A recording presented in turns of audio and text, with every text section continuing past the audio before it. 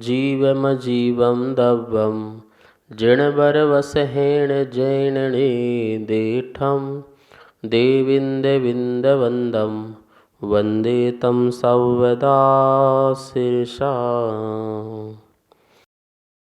द्रव्य संग्रह महान ग्रंथ है। आचार्य नेमिचंद द्वारा यह लिखा गया है। 58 इसमें जो है गाथाएं हैं। प्राकृत भाषा है इसकी, सुगम सरल शैली है। पदार्थ, द्रव्य, तत्व, मोक्ष मार्ग और ध्यान का बहुत सुंदर इसमें वर्णन है। हम सब लोग गाथा नंबर 13 जिसमें गुणस्थान समझ रहे थे। गुणस्थान 7 तक हो गए थे। 7वां गुणस्थान अप्रमत्त था, जहाँ पर प्रमाद रहित व्रत पाया जाता है। वैसे इसके 2 भेद किए थे, स्वस्थान अप्रमत्त विरत और सातिसह अप्रमत्त विरत। स्वस्थान में जो है प्रमाद की दशा होती है, पर उतनी नहीं होती है जितनी 6वें गुणस्थान में होती है। इसलिए यह जो जीव है स्वस्थान अप्रमत्त से 6वें गुणस्थान प्रमत्त विरत में आता है। और ऐसे हजारों बार जो है वह जीव जो है 6 से 7, 7 से 6 इस प्रकार से आता जाता है। इसके बाद 8वां जो गुणस्थान है अपूर्वकरण। कहाँ पहुँचना अपन को? अपूर्वकरण। तो देखिए अपूर्वकरण आने के पहले जो जीव है अधा प्रवत्तकरण जो है परिणाम करता है। कौन से परिणाम करता है? अधा प्रवत्तकरण के परिणाम करता है। और उस परिणाम के बल से ही वह 7वें गुणस्थान का जो सातिसह अप्रमत्त गुणस्थान है उसमें विशुद्धि को बढ़ाता है। और उस विशुद्धि से वह अपूर्वकरण फिर आगे अनुवृत्तिकरण ऐसे पहुंचता है। अर्थात श्रेणी चढ़ने के लिए जीव को जो है 3 प्रकार के परिणाम करना पड़ते हैं। अपूर्वकरण, अधप्रवत्त, अपूर्वकरण और अनुवृत्तिकरण। श्रेणी का अर्थ क्या है? देखिए यहाँ लिखा है, श्रेणी अर्थात चारित्र मोहिनी की 21 प्रगतियों के उपसम या 6 में निमित्त वृद्धिगंत वीतराग परिणाम का नाम श्रेणी है। 2 प्रकार की श्रेणी होती है, उपसम श्रेणी और छपक श्रेणी। उपसम श्रेणी 21 प्रगतियों का उपसम 8, 9, 10, 11 गुणस्थान है। छपक श्रेणी 21 प्रगतियों का 6, 8, 9, 10, 12 गुणस्थान है। 2 प्रकार की श्रेणी होती है। 2 प्रकार का आत्मा का पुरुषार्थ होता है। एक आत्मा का पुरुषार्थ होता है कर्म को दबा दबा करके आगे बढ़ना, और एक का पुरुषार्थ होता है कर्म को क्षय करते करते। यहाँ कर्म कौन सा लेना है? चारित्र मोहिनी का कर्म लेना है। चारित्र मोहिनी की जो 21 प्रगतियाँ हैं, अप्रत्याख्यान, प्रत्याख्यान और संजलन, इनकी 4, 4, 4 अर्थात 12 प्रकार की कषाएँ और 9 कषाय की 9 कषाएँ, हास्य आदि 9 कषाएँ। इस प्रकार से ये 21 कषाएँ होती हैं। और ये 21 कषाएँ जो है हमारे यथाखात चारित्र का घात करती हैं। इस प्रकार से इनका उपशम करते हुए 8, 9, 10 और 11 इस प्रकार की लाइन चलते हैं तो ये उपशम श्रेणी कहलाएगी। और इन्हीं प्रगतियों का क्षय करते हुए बढ़ते हैं तो ये छपक श्रेणी कहलाएगी, जहाँ पर 8वां गुणस्थान, 9वां गुणस्थान, 10वां गुणस्थान और सीधे 12वां गुणस्थान, 11वां गुणस्थान बीच का नहीं आएगा। एक बात ध्यान रखना है, उपशम जो श्रेणी चढ़ने वाला जो जीव है वो उपशम श्रेणी ही चढ़ता है, वो छपक श्रेणी नहीं चढ़ सकता है। वह एक ही श्रेणी चढ़ता है, ठीक है ना।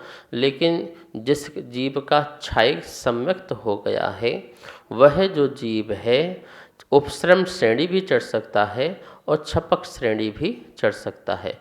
जिसका मात्र औपशमिक चारित्र है वो मात्र उपशम श्रेणी चढ़ेगा। जिसका 7वें गुण स्थान में छायक श्रेणी है वह उपशम श्रेणी भी चढ़ सकता है और छायक श्रेणी भी चढ़ सकता है। दोनों प्रकार की श्रेणियों को वह आगे बढ़ सकता है। अब श्रेणी में चढ़ने की विधि क्या है?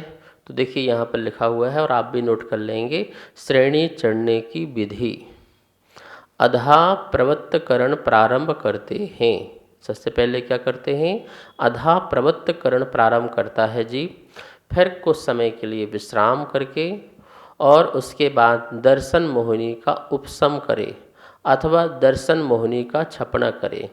कोई क्षयोपशम सम्यक दृष्टि सातवें गुणस्थानवर्ती जीव है, अब उसको श्रेणी चढ़ना है तो क्षयोपशम सम्यक दर्शन से अपना यहाँ पर उपशम सम्यक दर्शन करे, तो उसी उपशम सम्यक दर्शन को यहाँ पर द्वितीयोपशम सम्यक दर्शन कहेंगे। और यदि वो जीव जो है उपशम सम्यक दर्शन न करे, क्षयोपशम सम्यक दर्शन से सीधे वह छायक सम्यक दर्शन को प्राप्त कर लेता है, तो वह जो जीव है छपक श्रेणी चढ़ता है। तो दर्शन मोहिनी के उपशम से जो सम्यक की प्राप्ति होगी, वो सातवें गुण स्थानवर्ती वाला जीव को आगे चढ़ने के लिए उसको बोलेंगे द्वितीयोपशम सम्यक दर्शन। लेकिन यहाँ पर जो दर्शन मोहिनी का क्षय करेगा उसे कहेंगे छायक सम्यक दर्शन। फिर ये प्राप्त हो जाने के बाद फिर विश्राम करके अनंतानुबंधी की वीन संयोजना करें और उसके बाद क्षयोस्मिक सम्यक्ति अप्रमत्त संयत मुनिराज अथवा छायक सम्यक्ति अप्रमत्त मुनिराज अधा प्रवृत्त करण करते हैं। क्या करते हैं वो, अधा प्रवृत्त करण करेंगे, ठीक है ना। छायक सम्यक दृष्टि या क्षयोत सम्यक दृष्टि क्या करेगा, अधा प्रवृत्त करेगा। तो यहाँ पर अनंतामंदी की जो संयोजना कहा है, इसका मतलब है अनंतामंदी जो है अपना द्रव्य अप्रत्याख्यान प्रत्याख्यान स्वंजलन और नौ कसाय रूप कर देगा और अपना अस्तित्व पूर्ण रूप से समाप्त कर देगा। अन्य कसाय रूप अनुभाग शक्ति हो जाएगी। अनंतानुबंधी कसाय की जो है अनुभाग शक्ति अपनी अनुभाग शक्ति न रह करके वो अप्रत्याख्यान प्रत्याख्यान संजलन और नौ कसाय रूप हो जाया करती है। तो यह जो जीव है सातवें गुण स्थान में अधा प्रवृत्त करण करता है और अधा प्रवृत्त करण करके अपने परिणामों को जो है निर्मल बनाता है, क्योंकि बिना निर्मल के परिणाम से वह अधा प्रवृत्त करण नहीं कर सकता है, उसकी विशुद्धि बढ़ती है। तो अधा प्रवृत्त करण किसे कहते हैं इसको जानेंगे, क्योंकि तीन करण परिणाम होना है, अधा प्रवृत्त करण, अपूर्व करण और अनुवृत्ति करण। संक्षेप में इसकी परिभाषा यहाँ समझते हैं। यहाँ लिखा है तीन करण अधा प्रवृत्त करण, जहाँ भिन्न समयवर्ती जीवों के परिणाम समान भी हो सकते हैं और भिन्न भी हो सकते हैं, उसे अधा प्रवृत्त करण कहते हैं। भिन्न समवर्ती और समान समानवर्ती क्या कह रहे हैं, देखिए अधा प्रवृत्त करण का मतलब ये है कि जो अभी नीचे परिणामों में प्रवृत्त हैं उनके परिणाम और ऊपर के परिणाम समान भी हो सकते हैं असामान भी हो सकते हैं। एक समय में रहने वाले जीवों के परिणाम समान भी हो सकते हैं असमान भी हो सकते हैं। एक समय के बाद भिन्न समयवर्ती जीवों के परिणाम एक समयवर्ती जीव परिणाम से समान भी हो सकते हैं और असमान भी हो सकते हैं। ये बात यहाँ पर कहना चाह रहे हैं कि आज तक अतीत काल में जितने भी इस गुण स्थान को प्राप्त करने वाले जीव हैं वर्तमान में हैं और आगे भविष्य काल में जितने भी इस गुण स्थान को प्राप्त करेंगे, उन सब जीवों के परिणामों की अपेक्षा बता रहे हैं कि ये सभी जीवों के परिणाम जो हैं आपस में समान भी हो सकते हैं और असमान भी हो सकते हैं, ठीक है ना। बस इतना ध्यान रखना है कि अधा प्रवृत्त का जो प्रथम समय का प्रथम जो जीव है और अधा प्रवृत्त के अंतिम समय का अंतिमवर्ती जो जीव है, वह जो जीव इन दोनों का परिणाम सदा असमान ही रहेगा। बाकी सभी जीवों के परिणामों में समानता और असमानता दोनों आ सकती है। ऐसे परिणाम जहाँ पाए जाते हैं उसे अधा प्रवृत्त करण जो है गुणस्थान कहते हैं, या सातवां गुणस्थान का जो सातिशय स्थान है उसको अधा प्रवृत्त करण कहते हैं। दूसरा करण अपूर्व करण, जहाँ भिन्न समवर्ती जीवों के परिणाम भिन्न ही होते हैं। कैसे होते हैं, भिन्न समवर्ती जीवों के परिणाम भिन्न ही होते हैं। एक समवर्ती जीवों के परिणाम तो समान हो सकते हैं, जैसे एक समय में 5 जीव चढ़े उस समय अपूर्व गुण स्थान मतलब 8वें गुण स्थान में, और जो दूसरा समय में भी 5 जीव चढ़े तो पहले समय वाले वर्ती जीव के परिणाम से दूसरे समवर्ती जीव के परिणाम भिन्न ही होंगे, क्योंकि इसका नाम ही अपूर्व अपूर्व अपूर्व अपूर्व अपूर्व जहाँ परिणाम होते हैं वो अपूर्वकरण कहलाता है। तीसरा लिखा हुआ है अनिवृत्तीकरण, जहाँ समान समयवर्ती जीवों के परिणाम समान ही होते हैं उसे अनुवृत्तीकरण कहते हैं। अब देखो यहाँ और कितनी निर्मलता आ गई है कि एक समय में यदि कोई 5 जीव हैं तो उनके परिणाम समान ही होते हैं। अनिवृत्तीकरण, आ मतलब नहीं, निवृत्ति मतलब भेद, करण मतलब परिणाम, जहाँ किसी भी प्रकार से परिणामों में भिन्नता नहीं पाई जाती उसे अनुवृत्तीकरण कहते हैं।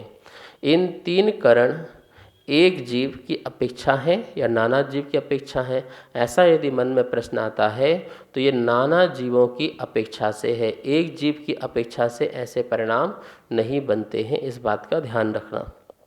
ये बहुत सारे जीव जो है, जैसे मैंने आपको बताया ना कि अतीत काल में या अनागत काल में जितने भी जीव हुए हैं उन जीवों की अपेक्षा से यहाँ पर जो है बात कही जा रही है, एक जीव की अपेक्षा से कोई बात यहाँ पर नहीं कही जा रही है। ठीक है, तो इसको अधाकरण अपूर्वकरण अनुवृत्तीकरण को यदि आपको और अच्छे समझना है तो आपको जीव कांड का सहारा लेना चाहिए, और भी विशेष इसका खुलासा करना है और सीखना है तो लब्धि सार ग्रंथ का अध्ययन करना चाहिए।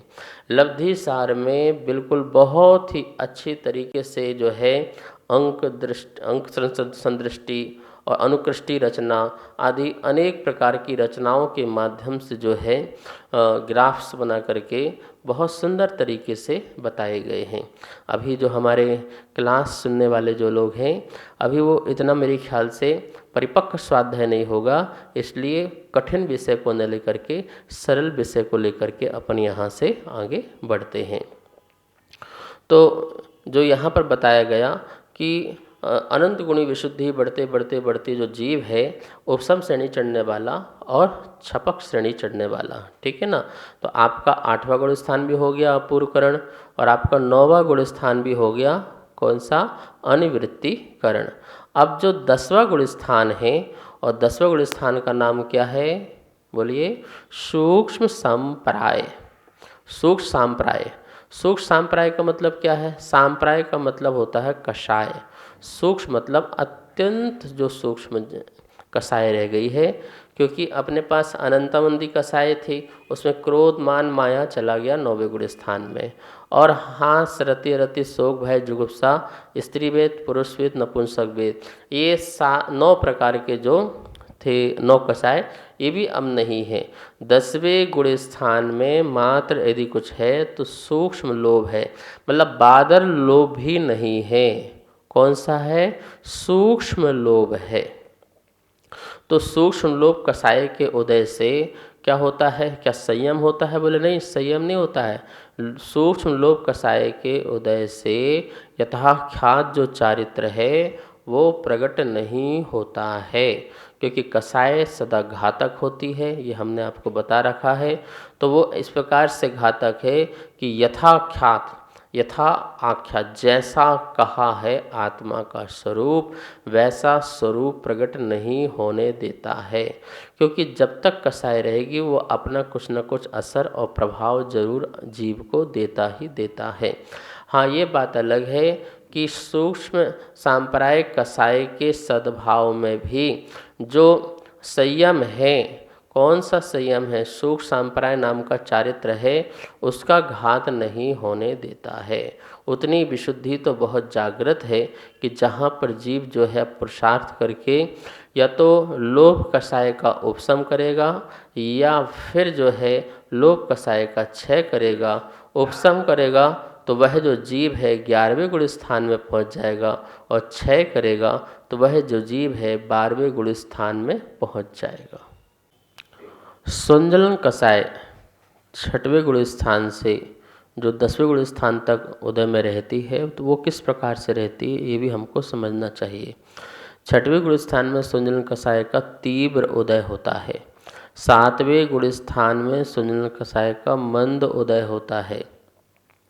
8वें गुण स्थान में सुनील कसाय का मंदतर उदय होता है। 9वें गुण स्थान में सुनील कसाय का मंदतम उदय होता है।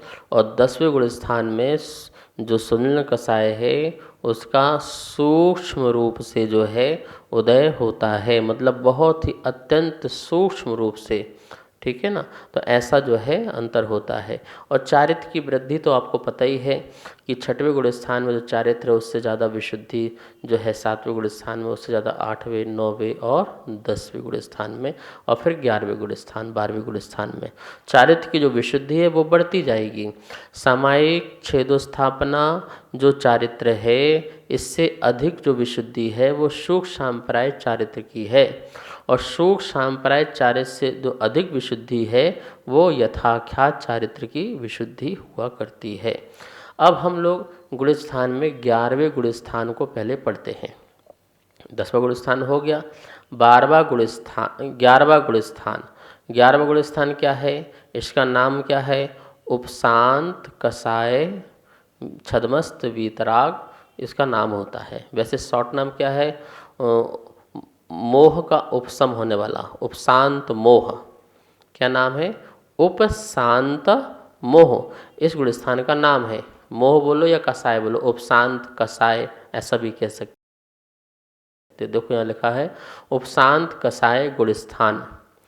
निमित्त की दृष्टि से सर्वमोहिनी कर्म का उपशम होना, परिणाम की दृष्टि से पूर्ण वीतराग निर्मल दशा होना। उदाहरण क्या है? निर्मली फल से सहित स्वच्छ जल अथवा शरदकालीन सरोवर का जल, ये उदाहरण है।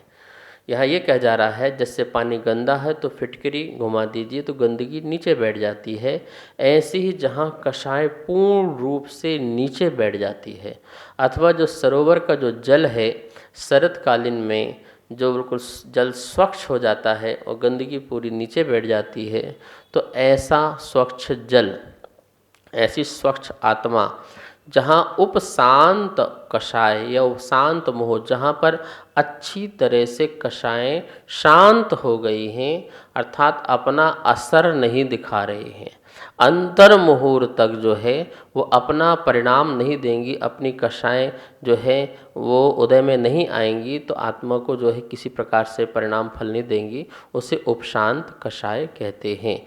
पूर्ण वीतराग दशा प्रकट होती है, इस बात का यहाँ पर ध्यान हमको रखना है। और भी चर्चा करेंगे इसके बारे में, समय हो गया है।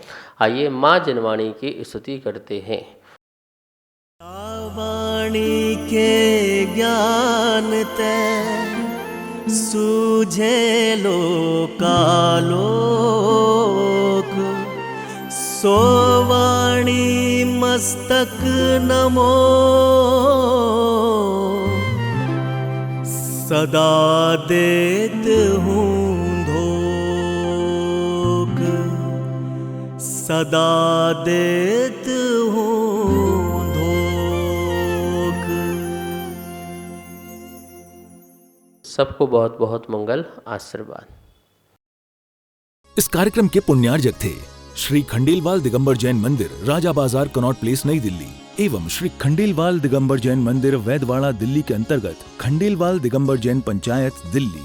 जिनेंद्र जैन नरपतिया अध्यक्ष, धीरज जैन कासलीवाल महामंत्री, विजय लोहाड़िया विक्की उपाध्यक्ष, गौरव पाटोदी मंत्री, विनोद पांड्या कोषाध्यक्ष।